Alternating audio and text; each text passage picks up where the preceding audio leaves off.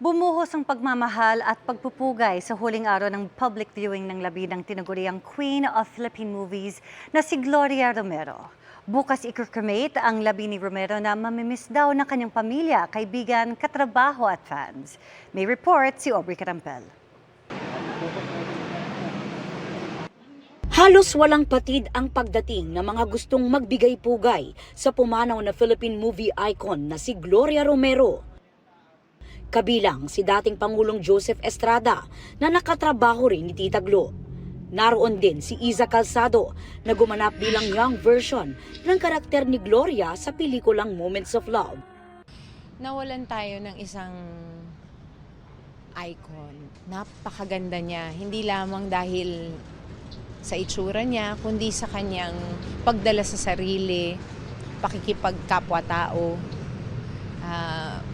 She was really a beautiful human being. Kahapon ay sunod-sunod din ang dating ng mga nakiramay na personalidad.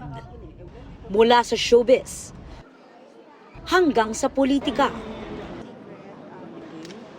Kabilang ang matalik niyang kaibigan na si Daisy Romualdez at sina Vilma Santos at Sharon Cuneta.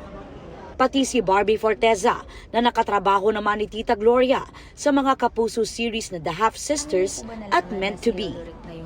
Nagpaabot din ng pakikiramay si Pangulong Bongbong Marcos na nakasama ni Tita Gloria sa Marcos Sr. biopic na iginuhit ng tadhana noong 1965.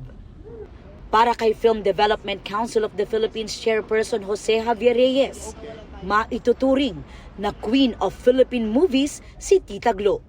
Kung paano niya tratuhin ako bilang writer, bilang director, ganyan din niya tratuhin ang mga utility, even down to the smallest person on the set. So that for me is a rare quality. Maging ang fans, matyagang pumila sa public viewing ng labi ng aktres mula alas 9 ng umaga hanggang 1:00 ng hapon. Ngayong huling gabi ng burol ay may necrological services naman kung saan magbibigay rin ng eulogy ang pamilya at mga kaibigan ng veteran actress. Bukas ike-cremate ang kanyang labi. Para sa GMA Integrated News, Aubrey Carampel, Nakatutok, 24 Oras.